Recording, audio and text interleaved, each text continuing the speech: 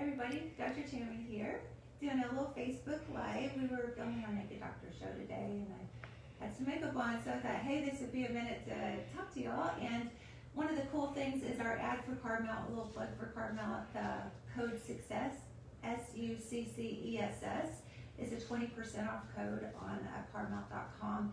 And I'm mentioning that because I just got a little text a while ago, and my IT guy said that the ad we were running for resolutions was doing really well.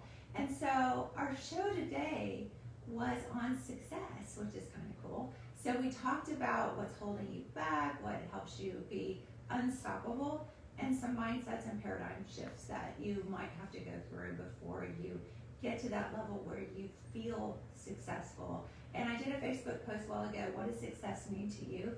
And a lot of people talk of success in terms of achievement, acquisition, if I can say that right, or accomplishments. And I can tell you firsthand that there aren't enough books you can write, not enough school you can go to, not enough that you can acquire to ever feel, quote, good enough.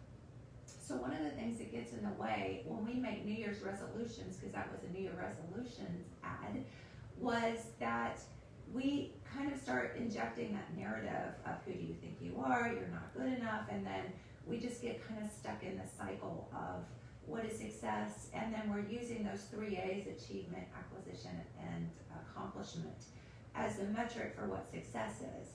So one of the things we talked about on the show was that those are really what make people successful. Some people are successful just getting out of bed in the morning.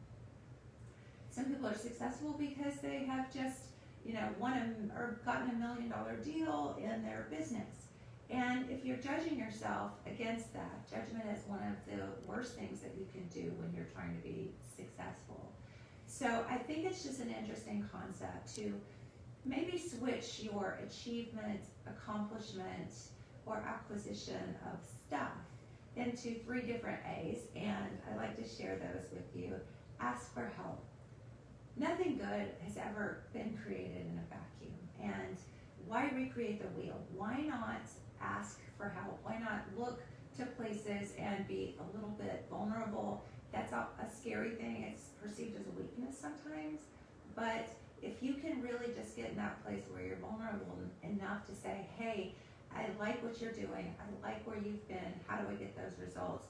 And it was interesting because our New Year's ad was basically this just genius thing my brother came up with, which was take the word resolutions and turn it into, take the RE off, erase that, and make it solutions.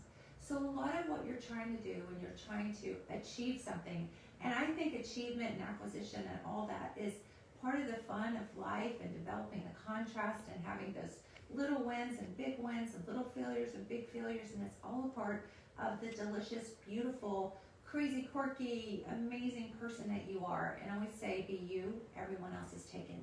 Because only you can be that contribution to that whole collective that we are. So when you think about solutions, go for that and don't beat yourself up. And when you have those setbacks, it's okay. And just start again tomorrow. And I think that the definition of success, which is what we talked about on the show today, is not what you have, but who you are. And I did a Facebook post a couple posts back, you'll probably see that. But I talk about when people are asked what the definition of success is, we usually want to go through achievement. And I've done that too. I was recently asked, what is your definition of success? And I said, I don't know, grow my business. It was in money terms, right? It was be able to go out, fly anywhere I want, and financial freedom and all that kind of stuff. But really, I've heard this saying that says, while you're working on your goals are working on you. So I think what that means is that success is based on who you are, not what you have. So when you're someone who's well-loved, there's all sorts of people that we call successful who are jerks that we don't like, that are just, not authentic, and they have all this stuff, but do they really have those deep, true friends that they can be really vulnerable with? And sometimes they do, but most of the time, it's kind of interesting because, I know people who are billionaires, and the people who know that I know them say, I would have never guessed that they even have any money.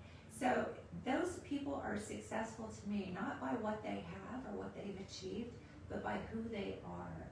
So maybe you can take that into your New Year solutions and just take away those 3 A's that we're used to with success and replace them with these other 3 A's. So I already said ask for help, get mentors, find people who've done what you've done before.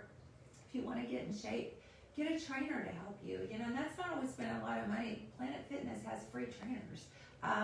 If you want to ask for help, it's not a weakness to ask for help. I love Carmel. It's been helping a lot of people. I just had a friend of mine from high school band who messaged me the other day and said, thank you so much, I've lost 50 pounds, and she's only on her 2nd or 3rd bottle.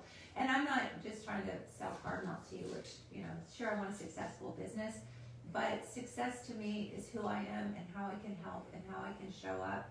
And the next thing is authenticity. So we're on the 3 A's. Authenticity is really being able to be present, be vulnerable, be real, not be so scared of judgment or what people think, but just showing up authentically. And the last day is assess who you want to be. So while you're working on your goals, think about what your goals are not going to get you, but who you'll be when you get there. And just being present in the moment is so important, because the past doesn't exist and the future doesn't exist. It's just right now. So just be kind to yourself. Just take every day one step at a time, and just really go back to focusing on not resolutions, because January's about to burn out, right? The gyms are about to go really quiet. But decide who you want to be for 2021, and how successful are your relationships with your kids, your family, your loved ones. Who do you want to be in 2021? And how can you create and have fun doing that? So it's all about having fun as you're creating and who you are in the process. I love you all very much. Hope you've enjoyed this little Facebook Live, and I'll see y'all later. Mwah.